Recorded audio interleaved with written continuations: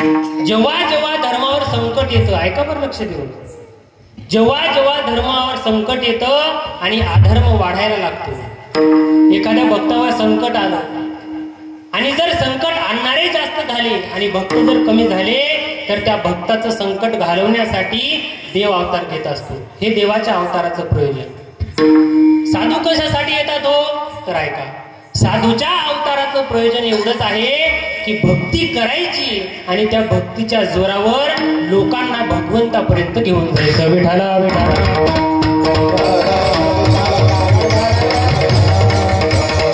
साधू संतांचा अवतार आहे भक्तीचा प्रचार करायचा आणि नंतर भक्तीचा प्रसार सुद्धा करायचा.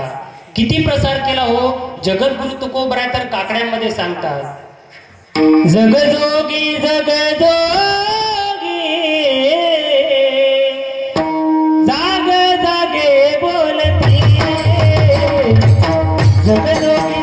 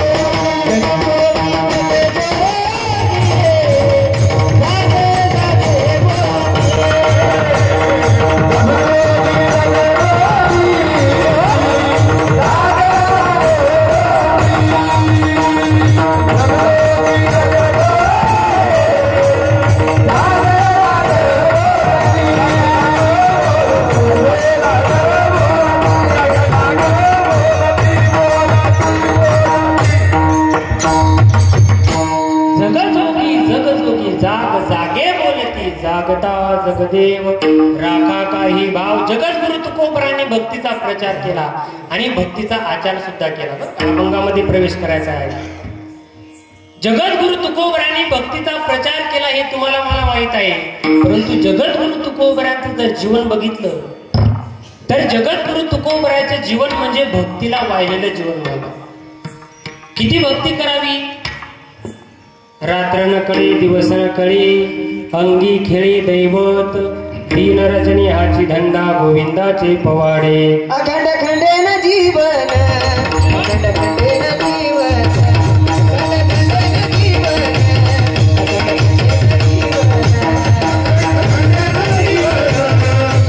खंडेन जीवन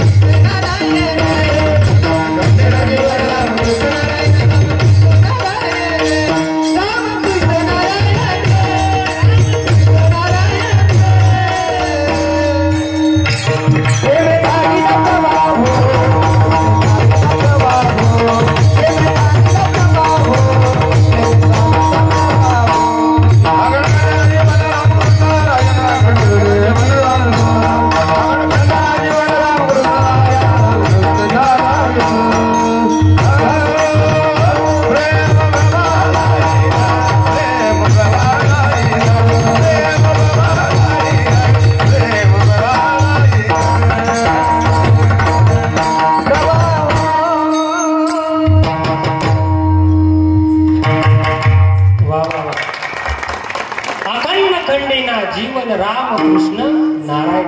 रात्रंदिवस देवाचं भजन करावं, रात्रंदिवस देवाचं भजन करावं. किती भजन केलं सांगू का तुकोबराने? ऐका बरं. जगद्गुरु तुकोबराने रात्री टाळ वाजवावा, दिवसा टाळ वाजवावा एवढंच नाही तर शौचालयाला जर बसले ना बाहेर दिशेला, तिथं सुद्धा देवाचं नामस्मरण करावं. आणि याच भजनाचा त्रास गावातील लोकांना झाला, देव गावातील. आज आता आपण सप्ताह करतो, गावातला महाराज काही हरकत नाही, सगळं माहिती आहे गावाचं चरित्र, बरोबर आहे. मला सांगा, आज आपण सप्ताह करतो, सर्वांनाच बरोबर वाटत असेल का? इथं बांबू पाहिले की माऊली 2-4 सेवा दिल्या असतील, 2-4. कोणाचा मंडप आहे? माऊलीचा. यायला तर काय काम धंदा करायला काय, सप्त्यावर सप्ताह. अरे बाबा, हा सप्ताह जो करतो त्याच्यासाठी नाही. मला सांगा, आता या सप्ताहासाठी प्रसाद महाराज येऊन बसले, त्यांना काय त्याच्यामध्ये भेटणार आहे महाराज? फक्त आपल्याला काहीतरी भक्ती प्रेम सुखाचा अनुभव मिळावा, सुख मिळावं म्हणून केला जातो सप्ताह. एक सांगू का सप्ताह कशासाठी करायचा? देवानी जे आपल्याला दिलं त्याच्यासाठी करायचा सप्ताह. देवानी जे आपले उपकार केले त्याच्यामधून कृतज्ञता म्हणून करायचा देवाचा सप्ताह. विठाला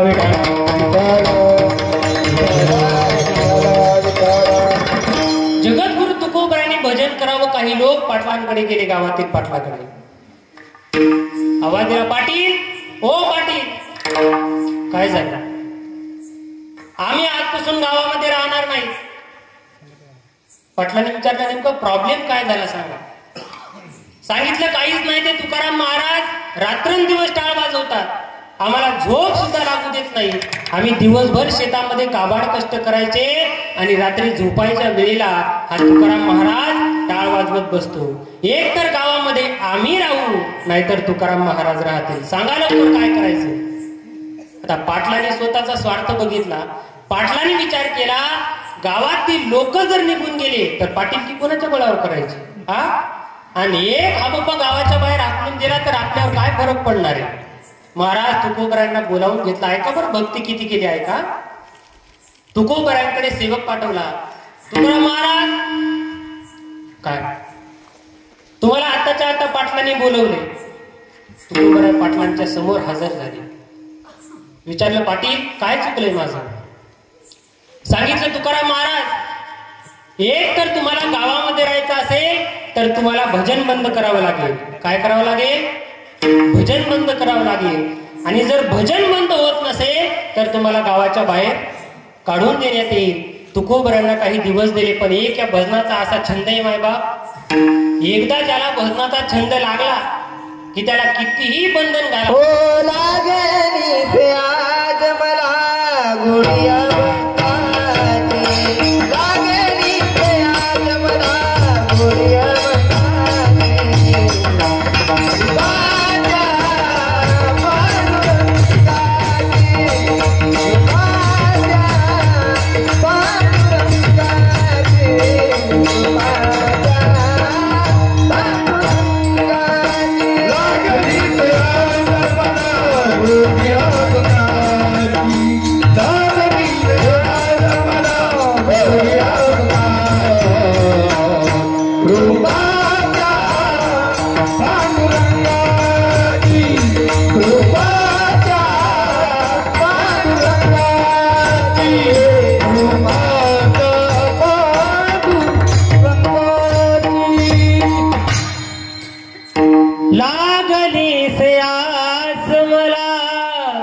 गुडिया बंगाची कृपा त्या पांडुरंगाची. जगद्गुरु तुकोबरायांना काही दिवस देण्यात आले, परंतु जगद्गुरु तुकोबरायांचं भजन बंद नाही झालं मायबाप. आता तर भजनाचा वेग वाढला. रात्रंदिवस तुकोबराय देवाचं भजन करतात. गोविंद गोविंद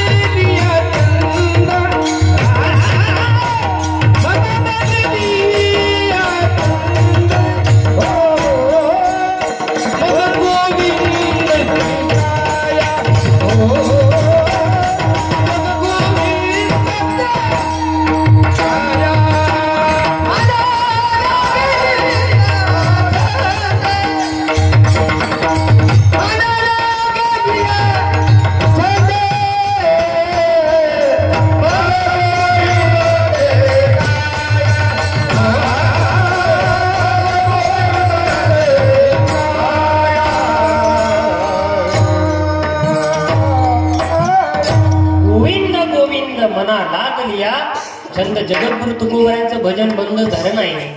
थांबा बरं थोडं. जगद्गुरु तुकोबरायांचं भजन बंद झालं नाही, परंतु भजनाचा वेग वाढला. म्हणून गावातील लोकांनी आणि पाटलांनी तुकोबरायांना गावाच्या बाहेर हाकललं. परंतु एक भाव सांगतो ऐका. पूजनीय मुरारी बापू एक ठिकाणी रामकथेमध्ये बोलले होते बरं का, ऐकण्यात गेलं. मुरारी बापूंच्या मुखामधून ते हिंदीमध्ये वाक्य होतं, पण मराठीमध्ये सांगतो. मुरारी बापू बोलले होते की या समाजाचं एक ठरलेलं आहे बाप, या समाजाचा एक ठरलेला आहे, जोपर्यंत साधू संत आपल्यामध्ये आहेत ना, तोपर्यंत साधू संतांना अर्ध्या भाकरीसाठी रडवलं या समाजाने. आणि जेव्हा साधू संत आपल्यामधून निघून गेले की त्या साधू संतांच्या नावाने अखंड हरिनाम सप्ताह करायचा आणि रोज गुलाबजामुनच्या पंक्ती खायच्या, एवढंच्या समाजाला माहित आहे. या समाजामध्ये नाही. तुम्हाला सांगून जाईल, ये वही समाज है जिसने संत मीरा को विष पिलाया और राजस्थान छोड़ने को कहा. ये वही समाज है जिसने कृष्ण परमहंस के पीछे निशाचर लोगों को दौड़ाया. ये वही समाज है जिसने संत ज्ञानेश्वर महाराज जी की झोली में कंकर डाले. और ये वही समाज है अरे विचार करा, आज जर आपण दुपारी म्हटलं ज्ञानोबा तुकाराम, संध्याकाळी गुलाबजाम, काय म्हटलो मी? ज्ञानोबा तुकाराम आणि संध्याकाळी गुलाबजाम. आता गुलाबजाम केले असतील ना महाराज दिवाळीला सगळ्यांच्या घरी. एक सुरुवातीला बोलायचं होतं, परंतु शेवटी बोलतो आता, कारण आपला सप्ताह एवढा पर्व काळावर झाला ना महाराज. आज हे केशवराज महाराज प्रसन्न झाले असतील खरे सत्यावर बरं का, ते कारण शेवटी सांगून जाईल. जगद्गुरु तुकोबरायांना साधू संतांना एवढा त्रास समाजाने दिला. ज्ञानोबरायांचं चरित्र थोडंसं जर आपण बघितलं तर ज्ञानोबरायांच्या आई वडिलांनी जेव्हा देहांत प्रायश्चित्त घेतलं तेव्हा ज्ञानोबरायांना शुद्धीपत्र आणण्यासाठी पैठणला जावं लागलं. परंतु पैठणच्या धर्मपीठाने सांगितलं, तुम्ही पापी आहात. मला खरं सांगा प्रसाद बुवा, माझ्यापेक्षा तुम्ही जास्त अनुभवले कार्यक्रम, तुम्ही मोठमोठ्याच्या संगतीमध्ये राहिले. आजपर्यंत कोणाच्या मुखामधून तुम्ही ऐकले ज्ञानोबराय पापी आहे? अहो पातकी दुर्जन हिन याती आणि 4 अक्षरे दयामुक्ती. ज्ञानोबरायचा अधिकार सांगू का तुम्हाला एका मिनिटामध्ये? ऐका. आता कार्तिक वारीमध्ये तुम्ही पंढरपूरला आळंदीला जाणार, बरोबर आहे? आळंदीला गेल्याच्या नंतर आपण समाधीचं दर्शन घेतो. काय पुण्य मिळेल? सेना म्हणे त्यांचे धन्य झाले जिने आणि ज्ञानदिवे दर्शने मुक्त होती. आळंदीला गेल्याच्या नंतर समाधीवर डोकं टेकवलं तर आपलं जीवन धन्य होऊन जातं. ही ज्ञानोबरायची अलौकिकता आहे. याच्यापेक्षा श्रेष्ठ ज्ञानोबराय आहेत. अजून सांगा महाराज. आता तुम्ही बसलेल्या पैकी कोणी म्हणे, महाराज शेतामध्ये सध्या काम आहे, आम्ही आळंदीला जाऊ शकत नाहीत, काहीतरी सोपा पर्याय सांगा. मी तुम्हाला सांगतो, तुम्ही आळंदीला जाऊ नका. तुम्ही ज्या ठिकाणी आहात त्या ठिकाणी फक्त ज्ञानोबरायचं नाव घ्या. ज्ञानदेव म्हणतात ज्ञान देतो, वासुदेवची होतो अखंड वदनी वदेतो. ज्ञानोबरायचं नाव घेतलं, ज्ञानदेव ज्ञानदेव म्हणतात ज्ञान देतो आणि अखंडची वदनी वदेतो. वासुदेव होतो मायबाप, वासुदेव साधू नाही, माणूस नाही, तर वासुदेव म्हणजे देवाचं स्वरूप त्याला येतं. अजून काही लोक म्हणते, महाराज आम्ही दिवसामध्ये एवढे बिझी असतो की देवाचं नाव सुद्धा आम्ही घेऊ शकत नाही. तुम्ही समाधीचं दर्शनही घेऊ नका. समाधीचं दर्शन घेऊ नका. तुम्ही देवा ज्ञानोबरायचं नावही घेऊ नका. फक्त एक काम करा, तया आठविता महापुण्य राशी आणि नमस्कार माझा श्री सद्गुरु ज्ञानेश्वराशी. काहीच करू नका, फक्त ज्ञानोबरायांची आठवण काढा. विठ्ठला विठ्ठला. ज्ञानोबरायांनी मधुकरी मागण्यासाठी जावं. मुक्ताबाई सकाळी सकाळी ज्ञानोबरायांच्या जवळ गेली. डोळ्यामध्ये पाणी आहे. 5 वर्षाची चिमुकली मुक्ताबाई ज्ञानोबरायांच्या जवळ गेली. सांगितलं, दादा हे ज्ञानदादा, अरे दादा खूप भूक लागली रे ज्ञानदादा, 2 दिवस झाले रे ज्ञानदादा, पोटामध्ये अन्नाचा कण नाही, एखादी भाकर भेटेल तर बघ ना दादा, जा रे दादा मला मधुकरी घेऊन ये. ऐका, नाना स्वतःसाठी नाही परंतु आपल्या मुक्ताबाईसाठी ज्ञानोबरायांनी झोळी घेतली. आज ज्या ज्ञानोबराच्या नावावर आमच्यासारखे हजारो विद्यार्थी जीवन जगतात मायबाप. आज सुद्धा विक्रम महाराज पांडुरंग महाराज, ओंकार महाराजांना विचारा. आज सुद्धा आम्ही एवढे कीर्तन कार्यक्रम करतो, परंतु आम्ही मधुकरीशिवाय जेवत नाही मायबाप. मधुकरीच काय अधिकार आहे सांगू तुम्हाला. एखाद्या श्रीमंताचा मुलगा जेव्हा आळंदीला जातो तेव्हा आम्ही त्याच्या मायबापाला विचारतो का हो मग तुमचा मुलगा आता आळंदीला जाणार, मग तुम्ही त्याच्या जेवणाची व्यवस्था कशी करणार. तर ते श्रीमंताच्या अवलादी काय सांगतात माहितीये का, महाराज अहो ती मधुकरी कुणी मागावी, आमच्याकडे पैशाला ऊत गेला, आम्ही काय करू, आम्ही मेस लावून देऊ. काय म्हणतात, आम्ही मेस लावून देऊ. पण ऐका, मेसचं जेवण जेवून त्या पोराची फक्त तब्येत होईल. काय होईल, मेसचं जेवण जेवून फक्त त्या मुलाची तब्येत होईल, परंतु ज्ञानेश्वरी पाठ करण्यासाठी मधुकरीच खावी लागेल, पर्यायच नाही. पर्याय नाही माय बाप, मधुकरीच आहे. कारण मधुकरी म्हणजे साक्षात ज्ञानोबरांचा प्रसाद आहे. आज सुद्धा आम्ही मधुकरीला जर गेलो आणि घरचा सगळ्यात जवाई लाडका असतो, बरोबर आहे, जवाई जरी आला तरी आळंदी मधले पंचकृषी मधील लोक आमच्यासाठी एक ज्ञानोबरांचा नैवेद्य अजून काढून ठेवतात, नंतर पाहुण्याला जेवू घालतात. एवढी श्रेष्ठ मधुकरी आहे. विठाला विठाला ज्ञानोबर आहे, काय कृपा करत नाही तो महाराज. तुम्हाला आता किती सांगावं, एक कीर्तन होईल ज्ञानोबरांचे, एक नाही कथा होईल, संत चरित्र कथा. आता ज्ञानोबरांचीच कथा बसवणं चालू आहे, संत चरित्र कथा. ऐका, आज प्रसाद महाराजांनी यांनी जेव्हा आता तुमची परीक्षा झाली ना प्रसाद बुवा, त्यावेळेस आता जोग महाराजांच्या वारकरी शिक्षण संस्थेमध्ये एका 10 वर्षाच्या मुलाने संपूर्ण ज्ञानेश्वरी मुखद्गत पाठ करून दिली. किती वर्षाचा मुलगा आहे, किती बोला. आजचं कीर्तन तुम्हाला थोडं जडत जात असाल, बरोबर आहे, परंतु ऐका तुम्ही तरी कधी ऐकसाल. 10 वर्षाचा मुलगा म्हणजे कितवीला असेल तो, दुसरीला, बरोबर. माता मावल्या कितवीला असेल, चौथीला. 10 वर्षाचा मुलगा चौथीला होता, पण त्याने संपूर्ण ज्ञानेश्वरी मुखोद्गत केली. ज्ञानेश्वरी मधली एक ना एक उभी त्याला विचारा, त्याला ती उभी येते. परंतु याच्या पाठीमागचा इतिहास जर बघितला ना, तर त्या मुलाला 10 वर्षामध्ये ज्ञानेश्वरी पाठ झाली. याचं कारण असं आहे की तो मुलगा जेव्हा त्याच्या आईच्या गर्भामध्ये होता ना, लक्ष देऊन ऐका बरं, आपला मुलगा चांगला निघावा याच्यासाठी काय करावं. 10 वर्षाच्या मुलाने ज्ञानेश्वरी पाठ केली, पण जेव्हा तो मुलगा आईच्या गर्भामध्ये होता त्याच आईने 9 महिन्यामध्ये 108 पारायण केले. गर्भावर कृपा झाली तर मुलाची ज्ञानेश्वरी पाठ झाली. गर्भावर कृपा झाल्याच्या नंतर मुलाची जर ज्ञानेश्वरी पाठ होत असेल तर आपण स्वयंपाक करताना, आपल्या पोटामध्ये बाळ असताना आपण रामकृष्ण हरी म्हटल्याच्या नंतर ज्ञानोबराय काय जन्माला येणार नाही. ज्ञानोबराय जर जन्माला यावे असं वाटत असेल तर रोज तुम्ही एक ना एक तरी पाठ ज्ञानेश्वरीचं वाचा, एक तरी ओवी अनुभवावी. आता आपल्याला कसं वाटतं, फक्त माझा मुलगा आळंदीला जावा आणि 2 वर्षात त्याने कीर्तन करावं.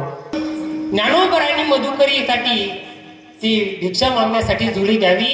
थरथर थरथर अंग कापायला लागलं, कारण माहित होतं की आळंदीमधील लोक मधुकरी देणार नाही. ज्ञानोबराय निघले, आळंदीच्या पहिल्या घरी आले. पहिल्या घरी आले आणि आवाज दिला, मधुकरी मधुकरी. दरवाजा लावून घेतला मायबाई, डोळ्यामध्ये पाणी आलं खळखळ. दुसऱ्या घरी गेले, आवाज दिला, मधुकरी मधुकरी. दरवाजा लावून घेतला.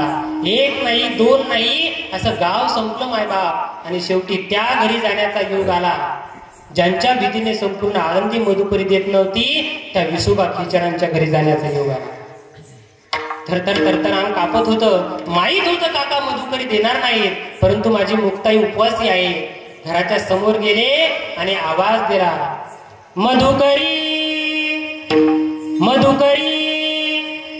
आतमधून आवाज आला, कोण आहे रे मधुकरी मागणारा. सांगितलं, काका, हो काका, मी ज्ञाना आहे. हो काका, विठ्ठलपंत कुलकर्णींचा मुलगा ज्ञाना आहे. आतमधून तर शिव्याच आल्या. अरे संन्याशाच्या कार्ट्यांनो, अरे धर्म बुडवला तुम्ही आणि मधुकरी मागण्यासाठी आमच्या दारामध्ये येता. चला चालते वा, तुमचा अधिकार नाही मधुकरी मागण्याचा. अरे त्या विसोबा खेचरांनी मधुकरी तर दिलीच नाही, परंतु खालचे खडे उचलले आणि ज्ञानोबरांच्या झोळीमध्ये टाकले. ज्ञानोबराच्या खळखळ डोळ्याला पाणी आलं आणि त्या झोळीकडे बघत बघत आपल्या सिद्धपीठामध्ये आले. सिद्धपीठामध्ये आल्याच्या नंतर मुक्ताबाई कुटियामध्ये होती. जोळी जागेवर टाकून दिली आणि कुटियामध्ये जाऊन कुटिया लावून घेतली आणि 2 पायामध्ये डोकं घालून साधकांचे मायबाप ज्ञानोबराय रडायला लागले. मुक्ताबाई थोड्या वेळात बाहेर आली. मुक्ताबाई बाहेर आल्याच्या नंतर बघितलं, अरे या झोळीमध्ये तर खडे दिसतात. नक्कीच माझ्या दादाचा कुणीतरी अपमान केला, उपहास केला. नक्कीच माझ्या दादाचा कुणीतरी अपमान केला. आणि मुक्ताबाई सिद्धपीठाच्या इंद्रायणीच्या कडेला जाऊन सिद्धपीठामध्ये जाऊन ज्ञानोबरायांना आवाज द्यायला लागली. ज्ञानदादा, ज्ञानदादा, ज्ञानदादा,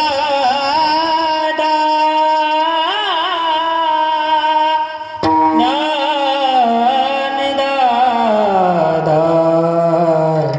ज्ञानदादा.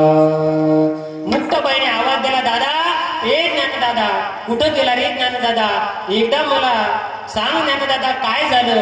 मुक्ताबाईने सगळीकडे बघितलं, डोळ्यामध्ये अश्रू यायला लागले. आणि जेव्हा सिद्धपीठामध्ये कुटियाच्या समोर आली आणि बघितलं तर कुटिया लावलेली होती. मुक्ताबाईने आतमध्ये बघितलं आणि ज्ञानोबरायांना प्रार्थना केली. योगी पावन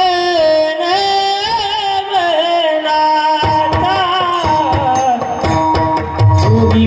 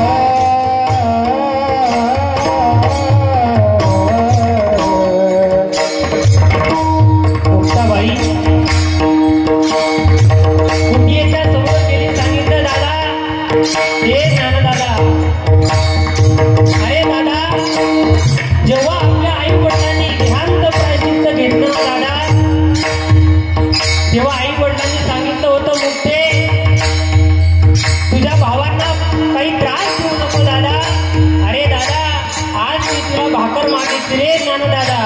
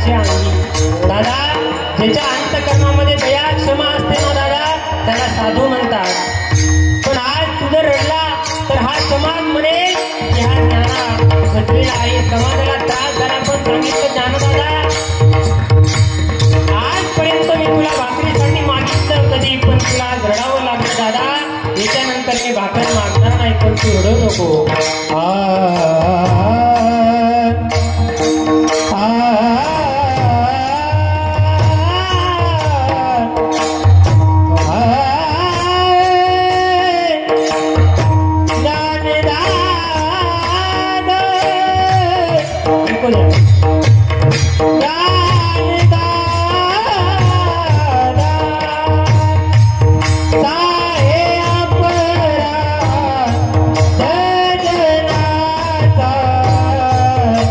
योगी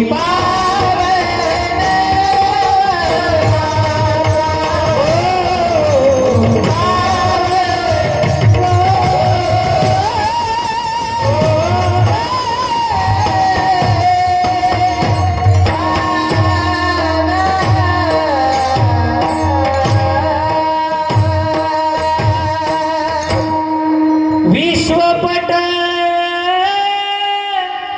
ब्रह्मदोरा ताटी उघडा ज्ञानेश्वरा ताटी उघडा ज्ञानेश्वरा. ऐका मुक्ताबाईला रडावं लागला अर्ध्या भाकरीसाठी. आज आपण सप्ताह करतो मुक्ताबाईच्याच नावाने. ज्या मुक्ताबाईच्या नावाने सप्ताह करतो ना, एवढा अखंड हरिनाम सप्ताहाचं नियोजन केलंय, परंतु त्याच मुक्ताबाईला अर्ध्या भाकरीसाठी याच समाजाने रडवलं. विठाला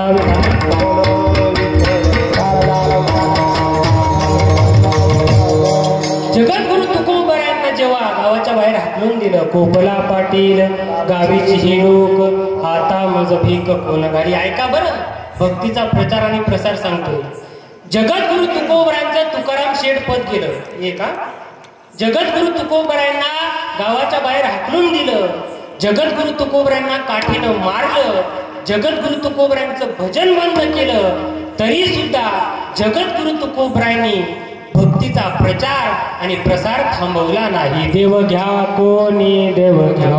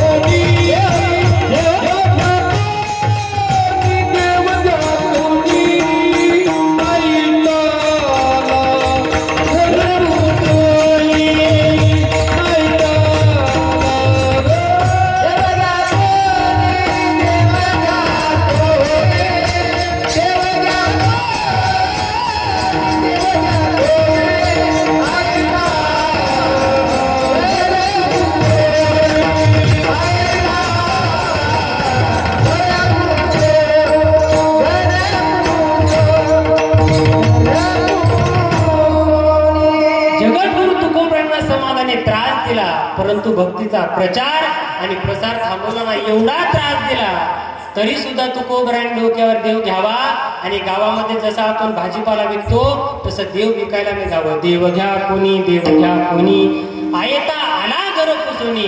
परंतु त्या काळच्या लोकांनी सांगितलं देवन लगे, देवन लगे, साठवणीचे रुजले दागे. ओ तुकाराम महाराज काय विकताय? अहो मी देव विकण्यासाठी आलो. सांगितलं हो दुसरं काही असेल तर सांगा, परंतु देवासाठी आमच्या घरामध्ये जागा नाही. साठवणीचे रुजले जागे. एवढंच नाही हो, जगद्गुरु तुकोबराच्या चरित्राचा विचार केला तर अनेक प्रसंग आपल्याला सांगता येतील. जगद्गुरु तुकोबरायांच्या अंगावर एवढंच नाही तर उकळतं पाणी टाकलं तरी सुद्धा देवाचं भजन सोडलं नाही. कारण साधूचा अवतार हा भक्तीचा प्रचार आणि भक्तीचा आचार करण्यासाठी झाला. 2 अवतार सांगितले. कोणकोणते? पहिला सांगितला देवाचा अवतार. यदा यदा ही धर्मश्च, धर्मावर जेव्हा संकट येतं तेव्हा भगवंत अवतार घेतो. आणि जेव्हा भक्तीचा प्रचार करण्याची वेळ येते, लोक देवाचं सोडून दुसरेच काहीतरी भक्त करायला लागतात, तेव्हा साधूचा अवतार होत असतो. 2 अवतार सांगितले. तुमचा माझा अवतार नाही. हा तुमचा माझा काय आहे? काय आहे आपला? काय आहे?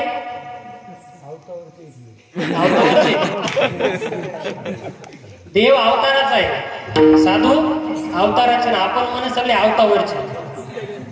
प्रसाद महाराज 5-6 दिवस राहिले.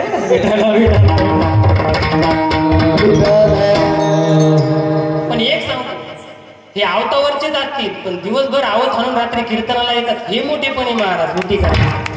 दिवसभर शेतामध्ये काम करतात पण रात्री कीर्तनाला येतात. तुमच्याही चरणी साष्टांग दंडवत ठेवला पाहिजे. ऐका, देवाचा अवतार झाला, साधू संतांचा अवतार, आणि तुमचा माझा जन्म झाला. कशासाठी झाला जन्म? देवी दिला देह भजना गोमटा, तोया झाला फाटा बाधिकेचा. औट हात का मानव देह अल्लाने तुझ दिया.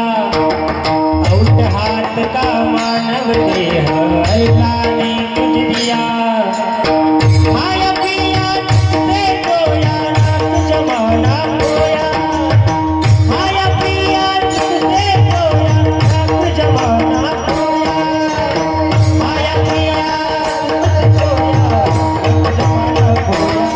मन नारायण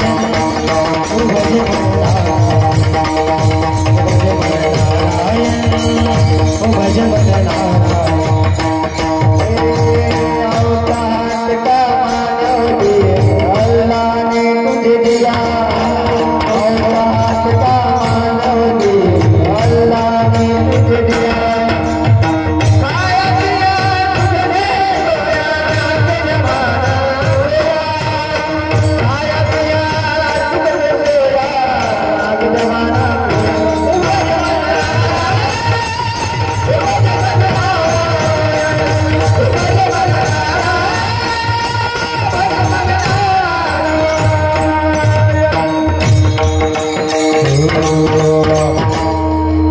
कशासाठी दिला देह? औटा हात का मानव देह अल्लाने तुझी. आव देवे दिला देह भजना गोमटा. देवाने देह कशासाठी दिला? भजनासाठी दिला. आज तर माझे उपकार गावावर म्हणजे गावकऱ्यांचे माझ्यावर झाले, आणि विशेष म्हणजे माता माऊलींचे झाले. कसे सांगू का? आपल्या कीर्तनाचा वेळ आणि ती लागीच झाल्याची माझी काळजी. ज्या ज्या पाहता सगळे हसतात. माणसं पाहतात, तुम्ही हसायले, तुम्ही पाहता काय? ती लागीर झाल्याची मालिका आणि ओंकार महाराज. बायाची जर कामं उरकले नाही गोपाल महाराज, तर बाया काय करतात माहिती का? अशा जागेवर भांडे घासाय बसतात जिथून लागीर झालं ती टीव्ही दिसली पाहिजे आणि भांडे धुता आले पाहिजे. एवढं महाराज त्या मालिकेचं पिसं लागलं. त्याच्यानंतर कोणती मालिका लागती? कोणती? विठ्ठला विठ्ठला. म्हणून एवढा व्याप असताना सुद्धा तुम्ही कीर्तनाला येता, म्हणजे याचा अर्थ आहे की अन्य दुसऱ्या गोष्टीचं सुख आपल्याला नको आहे. मालिका जाऊ द्या गेली, पण आज गावामध्ये सप्ताह चालू आहे ना, चला कीर्तनाला जायचं. याला खरं भक्ती प्रेम सुख म्हणतात ना. यालाच खरं. अरे पैशाची आवड असू द्या एखाद्या माणसाला, खूप पैसा कमवावा त्याला वाटतो, परंतु त्याच्या अंतःकरणामध्ये असा एखादा दिवस येतो की पैशाला तो विसरतो आणि पंढरपूरची वारी करायला जातो. याला खरं भक्ती प्रेम सुख म्हणायचं. कारण एक जगामध्ये सांगू का, आपला जन्म झाला कशासाठी झाला? तर देवाची भक्ती करून आपल्याला मुक्ती प्राप्त करण्यासाठी जन्म झाला. महाराज थोडासा विको कमी करा. बरवे झाले आलो या जन्मास. महाराज बरं झाले या जन्माला आलो. कारण सांगू का, अन्य कोणताच असा जन्म नाही. याच देही घडे देवाचे भजन आणि काही ज्ञान नाही मोठे. आणि जगामध्ये बघा, भक्ती करून मुक्ती प्राप्त करण्याला फक्त एकच मानवी देह आहे. आणि अन्य कोणत्याही सुखामध्ये तुम्ही कितीही भरकटून जा, पैसा कमवण्यामध्ये जा, मला सांगा, विको कमी करा. राजा रावणाने आतापर्यंत जेवढे पैसे कमवले, आपण किती शेतामध्ये काम केलं म्हणजे आपण तेवढे श्रीमंत होणार आहेत का? होऊ शकत नाहीत. मग मला सांगा, राजा रावणाने एवढी श्रीमंती कमवली, परंतु सोबत काही घेऊन गेला का? सोबत काहीच घेऊन गेला नाही. कारण या नरदेहामध्ये एकच सुख, फक्त भक्ती प्रेम सुख, हे सर्वात श्रेष्ठ आहे. कारण कबीरदास महाराज सांगतात, ऐका बरं, जो सुख पायो राम भजन में, जो सुख पायो राम भजन में, ओ सुख नाही अमीर में, मन लागा मेरा फकीर में, कहत कबीर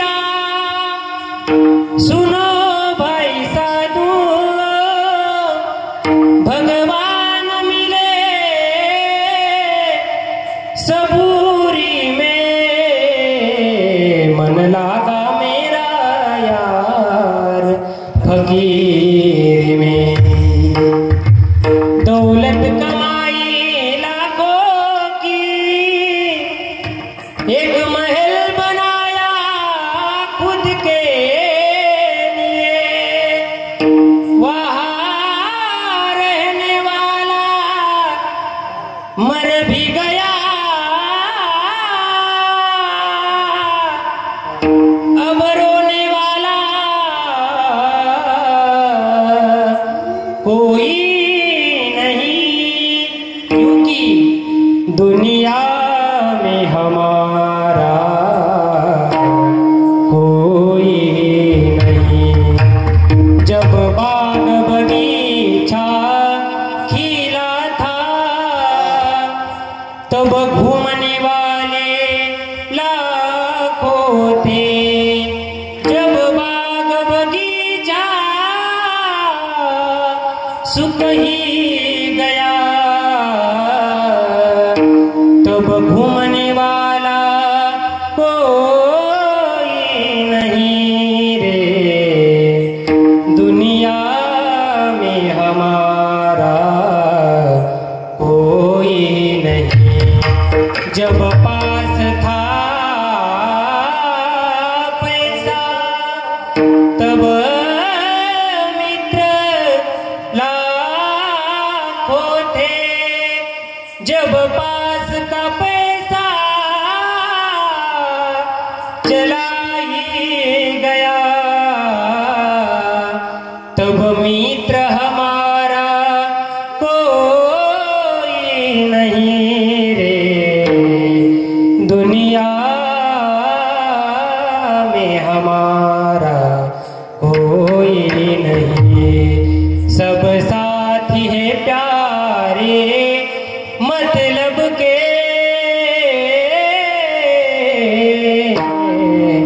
दुनिया में हमारा कोई नाही। म्हणून जीवनामध्ये पैसा किती जरी कमवला तर अंतकाळामध्ये फक्त 2-4 दिवस रडत असतात। म्हणून जर या जीवाचं आपल्याला कल्याण करायचं असेल तर आपण भक्ती करून मुक्ती प्राप्त केली पाहिजे। म्हणून जगद्गुरु तुकोबरा या अभंगामध्ये भक्ती प्रेम सुखाचं दुर्लभत्व सांगतात। आज आपल्या गावामध्ये 4 सप्ते होतात। कीर्तन असेल, रामायण असेल, भागवत कथा असेल, अनेक आपण कार्यक्रम करतो। आपल्याला भक्ती प्रेम सुख दुर्लभ नाही, बरोबर आहे? आपण रोज कीर्तन ऐकतो म्हणजे आपल्याला भक्ती प्रेम सुख दुर्लभ नाही। परंतु जगद्गुरु तुकोबरा सांगतात, बाबांनो तुम्हाला भक्ती प्रेम सुख जरी सुलभ वाटत असेल, रोज भक्ती प्रेमाचा अनुभव तुमच्या जीवनामध्ये असेल, तरी हे भक्ती प्रेम सुख सुलभ नाही। तर कसं आहे अभंगाच्या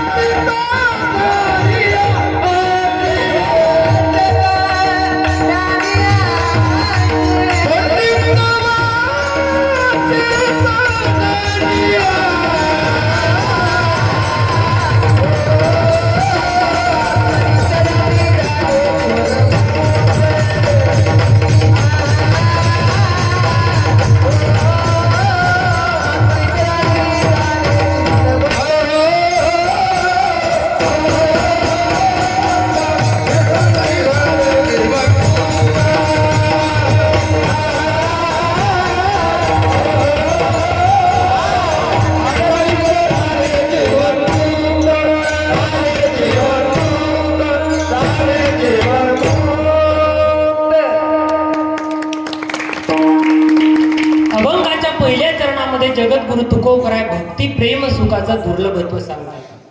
भक्ती प्रेम सुख नेनवे अनिका. अनिकाला म्हणजे कोणाला? कोणीतरी काहीतरी समोर तीन नावं सांगितलं. कोण सांगितले?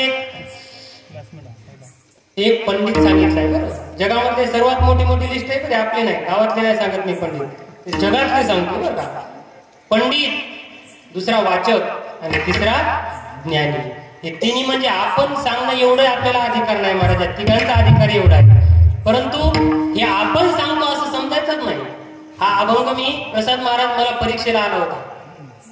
संदीपान दादा माझ्या समोर बसलेले होते. हा संदीपान महाराज आशेगावकर, त्यांच्या समोर मी असं सांगितलं होतं की हा अभंग एवढ्या ज्ञानी लोकांचं वर्णन करतोय, बरोबर आहे, पंडिताचं वर्णन करतोय, म्हणजे या ठिकाणी त्यांना कमी लेखवले ना महाराज, दुर्लभत्व सांगितले. यांना कळत नाही, पण यांना कळत नाही म्हणजे तुम्हाला काय कळतं सांगण्याला? तेवढा अधिकार आपला असला पाहिजे ना. परंतु संदीपान दादांनी कीर्तन झाल्यावर सांगितलं होतं की हा अभंग जर कीर्तनाला घेतला तर मी सांगतो असं म्हणायचं नाही, हे जगद्गुरु तुकाराम महाराज सांगतात असं म्हणायचं. विठाला विठाला. आणि तुकोबरायचा अधिकार काय सामान्य आहे का बाप? वैराग्याचा पुतळा, भक्तीचा जिव्हाळा, प्रेमाचा मळा आणि चैतन्याची चितकळा म्हणजे जगद्गुरु तुकोबराय. घरात नाही खान, पोटात नाही आन, परंतु चित्तात ज्यांचे समाधान ते म्हणजे जगद्गुरु तुकोबराय. घरात मोडकी खाट, फुटकं ताट, गळका माठ, परंतु ज्यांची शेवटी परमार्थाची वाट, वैकुंठाची वाट, असा ज्यांच्या परमार्थाचा थाट ते म्हणजे जगद्गुरु तुकोबराय. कळालं का? अजून सोपं करून सांगू. स्वतःच्या एकुलत्या एक पुरीसाठी वैकुंठाहून येऊन दगडाच्या नंतर दूध ज्यांनी काढलं ना ते तुकोबराय. उकळतं पाणी अंगावर टाकलं परंतु देवाचं नामस्मरण मुखामधलं बंद झालं नाही ना ते तुकोबराय. अजून सांगू का? गावाच्या बाहेर हाकलून दिलं तरी सुद्धा देवाचा छंद सोडला नाही ते तुकोबराय. महाराज अजून सोपं सांगा, कारण आता खूप झोपाचा टाइम झाला. अजून सोपं सांगू का? ऐका. सहज झोपल्या जातं त्याला आराम म्हणतात. लक्ष देऊन ऐका बघ एवढा. आता सहज झोपल्या जातं त्याला आराम म्हणतात. जो वाईट मार्गाने कमावतो त्याला हराम म्हणतात. एखादा माणूस मरण पावला तर हे राम म्हणतात. जो हृदयामधलं जाणतो त्याला आत्मा राम म्हणतात. जो सख्या भावासारखा मित्रासारखा वागतो त्याला सखा राम म्हणतात. जो एक पत्नी व्रत सांभाळतो त्याला सीता राम म्हणतात. आणि जो अखंड रामप्रभूचं दास्यत्व स्वीकारतो त्याला रामदास म्हणतात. परंतु हे विश्व ज्याच्या सत्तेवर चालतंय तो जगाचा मालक देहू गावामध्ये येऊन तुकाराम महाराजांच्या चरणाची पूजा करतो त्यांना तुकाराम महाराज. या सगळ्यांपेक्षा श्रेष्ठ अधिकार तुकाराम तुकाराम नाम घेता काप्यम ते तुकोबराय आजच्या अभंगाच्या पहिल्या चरणात सांगतात. आता आलो आपण जाग्यावर. काय सांगतात? भक्ती प्रेम सुख नेनवे अनिका. अनिक म्हणजे कोण? पहिला सांगितला पंडित. पंडित कोणाला म्हणायचं? ज्याने जगामधले सर्व शास्त्र वेद सर्वांचं अध्ययन केलं, परिपक्व झालेला आहे, ज्याला आता अभ्यास करण्याची गरजच नाही, कोणताही प्रश्न समोर सांगा तो उत्तर देणार, त्याला म्हणायचं पंडित. श्लोकामध्ये सांगतो ऐका. पाठका चैव हेष्टान्य शास्त्र चिंतका सर्वे व्यसनेन मूर्खो यत् क्रियवान स पंडितः. पाठका चैव. एवढं पाठांतर केलं की जगामध्ये ग्रंथ शिल्लक नाही राहिला, असं ज्यांचं पाठांतर आहे त्याला म्हणायचं पंडित. काय म्हणायचं? पंडित म्हणायचं. सोपं सांगू का?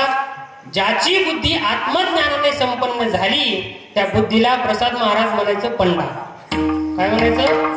ज्याची बुद्धी आत्मज्ञानाने संपन्न झाली त्या बुद्धीला म्हणायचं पंडा, आणि ती बुद्धी ज्याच्याकडे असते त्याला म्हणायचं पंडित. विडाला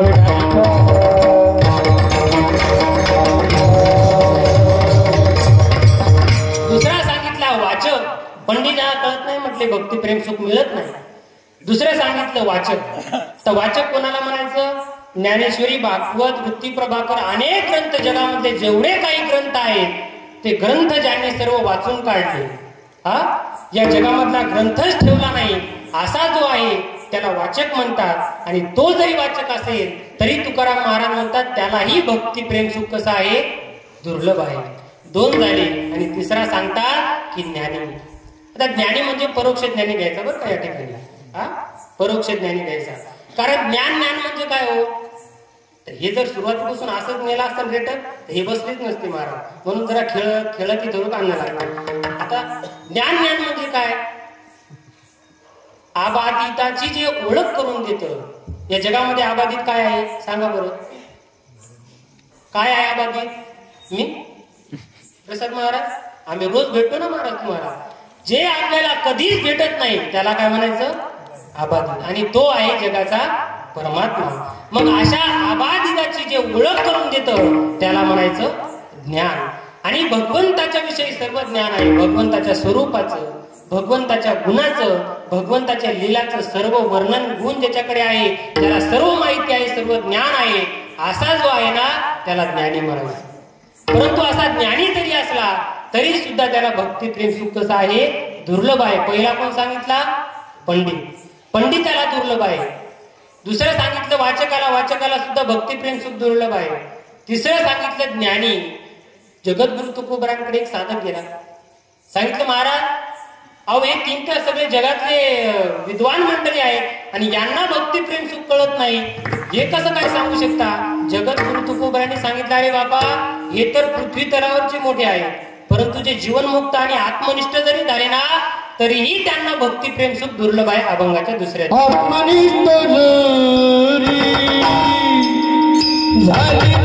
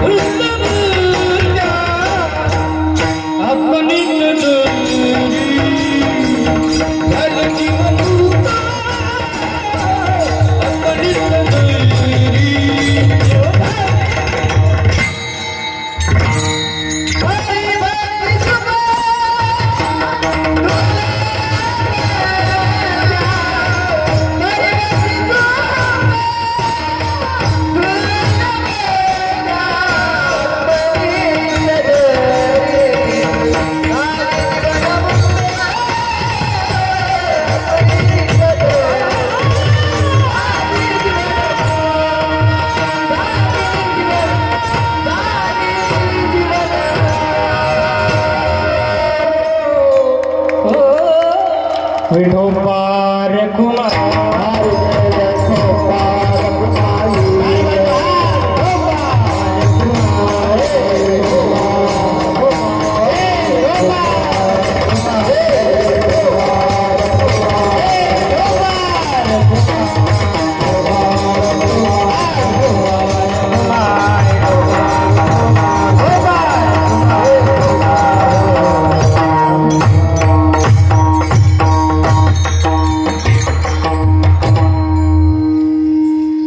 आत्मनिष्ठ जरी झाली जीवनमुक्त तरी भक्ती सुख दुर्लभ. त्या जगद्गुरु तुकोबरा सांगतात, पंडिताला वाचकाला ज्ञानाला कळत नाही. एवढंच नाही तर जो आत्मनिष्ठ आहे, आत्मस्वरूपाच्या ठिकाणी ज्याची नितांत निष्ठा असते ना, ज्याला भगवंताची भेट करून घ्यायची एवढंच फक्त माहित असतं, ज्याला अन्य आश्रयानाम त्यागो इति अनन्यता, ही ज्याची भक्ती असते, अशी ज्याची निष्ठा असते त्याला आत्मनिष्ठ म्हणायचं. दुसऱ्या जीवनामध्ये काहीच नाही, फक्त देवाची प्राप्ती करायची आणि देवाच्या प्राप्तीसाठी लागणारे सर्व साधन तो करतो, त्याला आत्मनिष्ठ म्हणायचं. पण ऐका, रात्रंदिवस देवाच्या पाठीमागे पळणारा आत्मनिष्ठ जरी असेल तरी भक्ती सुख दुर्लभ त्या. अजून समोर सांगितलंय जीवनमुक्त. आता ही व्याख्या सर्वात गोड आहे. जीवनमुक्त म्हणजे काय हो? जीवनमुक्त म्हणजे ऐका बरं, ज्याला करता करण कर्म याची काही जाण नसते त्याला जीवनमुक्त म्हणतात. हे कळालं का तुम्हाला? करता करण कळालं का नाही? अजून सोपं सांगतो बरं का. जीवनमुक्त म्हणजे काय ऐका, आयुष्य शिल्लक आहे परंतु वासना संपून गेल्या त्याला खरं जीवनमुक्त म्हणायचं. आयुष्य शिल्लक आहे, आता 20 वर्ष अजून जगायचंय, देवाने 20 वर्ष जगवायचं ठरवलं, 20 वर्ष आयुष्य दिसतंय समोर, परंतु आता काहीच वासना शिल्लक राहिल्या नाही, त्याला आत्मनिष्ठ जीवनमुक्त म्हणायचं. आणि जीवनमुक्त होणं सर्वात कठीण आहे बरं महाराज. काही लोक आता आषाढी पंढरपूरला जातील, कार्तिकीला आळंदीला जातील बरं का माऊलीनाना. इथून गाडीचं भाडं भरतात, व्याजानं पैसे काढतात आणि काय करतात? आळंदीला जातात. नामदेव बाबा जीवनमुक्त सांगतो बरं. इथून आळंदीला जातात आणि तिथून येतात. राम भाऊ शेतात रोई आले का? अरे तू काय करायचं? रोई आले का, डुकरं आले का, वानेर आले, तू करायचं काय? तू कुठं गेला? पंढरपूरला गेला, आळंदीला गेला. मग आळंदीच्या ज्ञानोबराचं जर ध्यान केलं तर 7 दिवसात जीवनाचं सोनं होईल. एवढे ज्ञानोबर आहे, उदार आहे. परंतु तिकडे जातात आणि घरी फोन लावून विचारतात. याला काय म्हणायचं? याला जीवनमुक्त म्हणायचं नाही. जीवन शिल्लक आहे परंतु वासना अजून शिल्लक आहेत. काही काही लोकांच्या वासना अहो मरणाची वेळ येते महाराज, मरणासन्न अवस्थेत पडतात तरी सुद्धा पुरलेलं धन कोणाला सांगत नाही. काय म्हणतोय मी? मरणाची वेळ येते परंतु पुरलेलं धन कोणाला सांगत नाही, याला म्हणायचं, याला जीवनमुक्त नाही म्हणायचं महाराज. कारण आयुष्य संपलंय परंतु वासना शिल्लक आहे, याला जीवनमुक्त म्हणायचं नाही. तर आता आयुष्य शिल्लक आहे, बस कृतकृत्य झालो, इच्छा केली ते पावलं देवा, आता काहीच करायचं नाही रे देवा असं म्हणायचं. आणि नंतर आयुष्य जे जगणार ना त्याला खरं जीवनमुक्त म्हणायचं बरं. त्याला खरं जीवनमुक्त म्हणायचं. असा जीवनमुक्त जरी असेल तरी भक्ती सुख दुर्लभ त्या. असं जीवनमुक्त आता पंडित सांगितलं तुम्हाला, ज्ञानी सांगितला, वाचक सांगितला आणि आत्मनिष्ठ आणि जीवनमुक्त 5ही व्याख्या तुमच्या समोर सांगितलं. एक साधक गेला, आता एवढं ऐकल्यानंतर त्या साधकाच्या डोळ्याला थोडस त्याचं डोकं पागल झालं. ते तुकोबराकडे गेलं. तुकोबराय अहो एवढे मोठमोठ्यांची लिस्ट तुम्ही सांगितली, यांना भक्ती प्रेम सुख दुर्लभ आहे. हा, यांना भक्ती प्रेम सुख दुर्लभ आहे. पण जगद्गुरु तुकोबराय जर ते भक्ती प्रेम सुख आपल्याला प्राप्त करायचं झालं, आम्हाला जर प्राप्त करायचं झालं तर आम्ही काय करावं? काय करावं? तर तुकोबराने सांगितलं, बाबा तुम्ही काहीच करू नका, तुम्ही काय करा, फक्त देवाचं भजन करा. काय होईल भजन केल्याने? अहो देवाचं जर भजन केलं तर तो देव तुमच्यावर प्रसन्न होईल. बरं ठीक आहे, झाला प्रसन्न झाल्यावर काय होईल? अहो तो देव तुमच्यावर कृपा करेल. आणि एकदा का तुमच्यावर भगवंतानी कृपा केली की तुम्हाला भक्ती प्रेम सुख प्राप्त होईल. एक उदाहरण सांगतो आणि शेवट भैरवी घेऊन डायरेक्ट कीर्तनाला पूर्णविराम ऐका बरं. बघा उद्धव भगवंतासारखा दिसायला होता, बरोबर आहे? उद्धव म्हणजे आपल्या गावातला ते दुसऱ्या गावातला नाही सांगत, साखऱ्यातला नाही. उद्धव म्हणजे भागवतातला. हा, भगवान श्रीकृष्णाचा जो भाऊ होता, भाऊ नव्हता पण सारखाच दिसायचा म्हणून ते भाऊ भाऊ म्हणतात. हा, ऐका बरं. दिसायला सारखा, रंग सारखा, कपडे सारखे घालायचा, सर्व सारखं, परंतु ज्ञान होतं उद्धवाकडे. ज्ञानाचा भांडार म्हणजे उद्धव होता. एवढं ज्ञान होतं परंतु भगवंताचं अस्तित्व मान्य नव्हतं ना महाराज. हा, भगवंत सोबत होता पण भगवंत जाणत नव्हता. आणि गवळणी होत्या, गवळणी गोकुळातल्या. काय ब्रह्मज्ञान नव्हतं. रोज दूध काढायचं आणि मथुरेला न्यायचं, विकायचं, दही काढायचं, विकायचं, एवढंच करायचं. पण ऐका, त्यांच्याजवळ ब्रह्मज्ञान नव्हतं पण भगवंताची प्राप्ती त्यांना झाली होती. भगवंताच्या प्रेम सुखाची प्राप्ती त्यांना झाली होती. काही गोपाळ त्यांना विचारायचे, का ग गवळणी, अगं तो कृष्णा तर चोरी करतो, तो दही दूध तुमच्या घरून चोरून होतो, मग तुम्ही कृष्णावर का प्रेम करता? तर त्या गवळणी सांगायच्या की आमचं भगवंतावर निष्काम प्रेम आहे. एक गोष्ट सांगतो ना, काय भाव सांगतो. अहो गवळणीचं भगवंतावर प्रेम होतं हे झालं गवळणीचं प्रेम. हा, गवळणींनी भगवंतावर जे केलं त्याला म्हणायचं प्रेम. परंतु एवढंच नाही हो, गवळणीशिवाय भगवंतालाही करमायचं नाही, ही प्रेमाची पराकाष्ठा आहे बाबा. आपण भगवंताकडे जावं याची काही नवल नाही, देवाने आपल्याला बोलवावं हे भक्तीचं आपली पराकाष्ठा आहे. म्हणून गवळणी त्या सांगायच्या, अरे आम्ही देवाकडे जातच नाही तर देवच आमच्याशिवाय राहत नाही. त्या गवळणी सांगायच्या, ऐका, दीवानी बन जाऊंगी मस्तानी बन जाऊंगी. हे गाणं नाही बरं, हे वृंदावनामध्ये भागवतामध्ये भजन आहे. जरा टीव्हीवर अनिरुद्धाचार्य त्यांचे भागवत ऐकले तर तुम्हाला कळेल, नाही तर उद्या गाणेच म्हणले म्हणतात. ऐका बरं, म्हणजे पहिले सांगतो, दीवानी बन जाऊंगी मस्तानी बन जाऊंगी, दीवानी बन जाऊंगी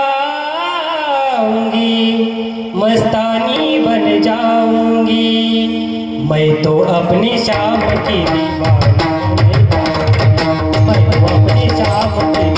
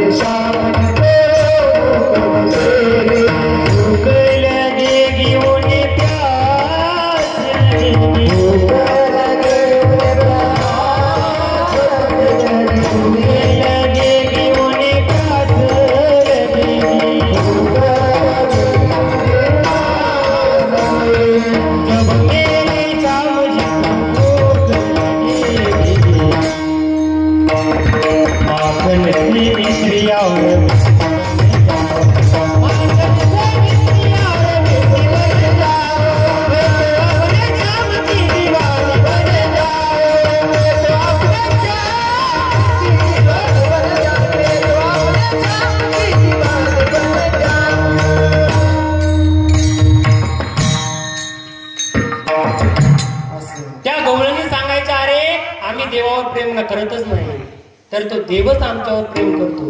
आम्ही भगवंताला कुठेतरी सोडून गेलो तर देव आमच्याशिवाय राहू शकत नाही. आम्ही भगवंताकडे जात नाही, देवच आमच्याकडे येतो. याला भगवंताची कृपा म्हणायची बरं का, याला खरी कृपा म्हणायची. काही गोपाळ अजून विचारायचे, का हो गवळणी काय असं आवडलं तुम्हाला त्या भगवान श्यामसुंदराचं? तर परत त्या गवळणी सांगायच्या,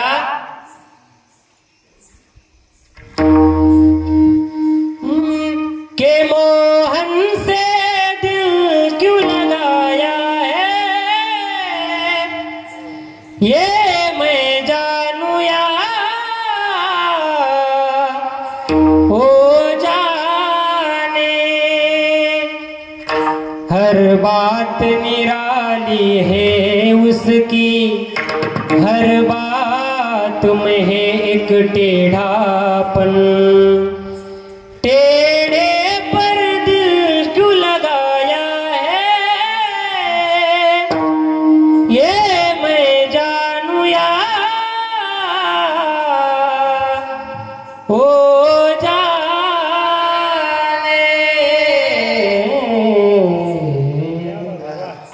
वृंदावनामध्ये महाराज खूप आनंद या भजनामध्ये. ऐका, त्या गवळणी सांगायच्या की आम्ही देवाशिवाय राहू शकत नाही, यात नवल नाही, देवच आमच्याशिवाय राहू शकत नाही. एकच गीत आहे, ते सर्वांनी फक्त भजन म्हणायचंय आणि सेवेला पूर्णविराम. एक बार तो राधा बन कर देखो मेरे सावरिया, राधा यू रो रो कहे हो, एक बार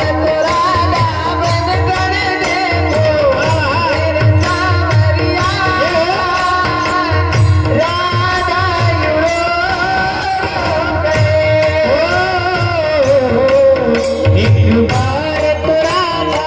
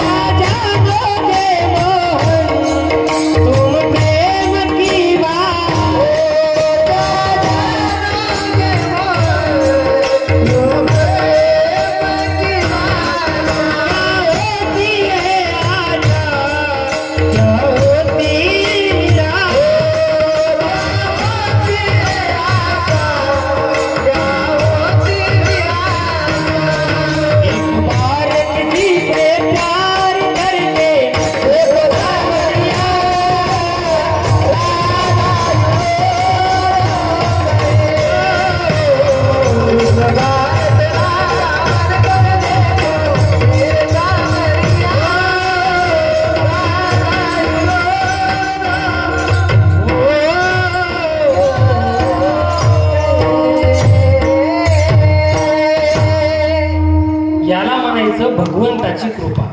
अहो देवासाठी आपण जायचं नाही, देवाने आपल्याला बोलवावं. आता आळंदीची वारी आली, 15 लोक आता गावात म्हणतात महाराज आम्हाला पंढरपूरला यायचं, आम्हाला आळंदीला यायचं. पण सांगू का, टायमावर फक्त 15 जण जातात. याचं कारण सांगू का तुम्हाला, जाणकार श्रोते आहात तुम्ही, तुम्हाला 50 जणांना जाण्याची इच्छा आहे, पण त्याला फक्त 15 जणांचीच गरज आहे. भगवंताने बोलवलं तरच आपण पंढरपूरला जाऊ शकतो. याला म्हणायचं भगवंताची कृपा. आणि तुकोबराय सांगतात की यांना जरी भक्तिप्रेम सुख दुर्लभ असेल तर ते भक्तिप्रेम सुख तुम्हाला कधी मिळेल, अभंगाच्या शेवटच्या चरणात. का अनुभव इथंच येतो आपल्याला. जिवंत अनुभव जर बघायचा झाला अभंगातला, तर आता या कीर्तनामध्ये, उद्याच्या कीर्तनामध्ये, कालच्या कीर्तनामध्ये, आपल्या गावातल्या सगळ्या सप्ताहामध्ये जसा आपल्याला भक्ती प्रेम सुखाचा अनुभव मिळतो तसा पैशामध्ये सुद्धा मिळत नाही. मला सांगा, आता तुम्ही तुमचं घरदार सर्व सोडून इथं आला, परंतु 2 तासामध्ये तुम्हाला तुमचं घर सुद्धा आठवत नाही. याला खरं भक्ती प्रेम सुख म्हणतात बरं का. म्हणून हे भक्ती प्रेम सुख मोठमोठ्यांना कळत नाही, परंतु तेच भक्ती प्रेम सुख आपल्याला आपल्या जीवनामध्ये कधी प्राप्त होईल तर तुका मने कृपा करील नारायण, तरीच हे वर्म पडे ठाया. आत्मनिष्ठ जरी झाले जीवन मुक्त, तरी भक्ती सुख दुर्लभ त्या ज्ञानेश्वर.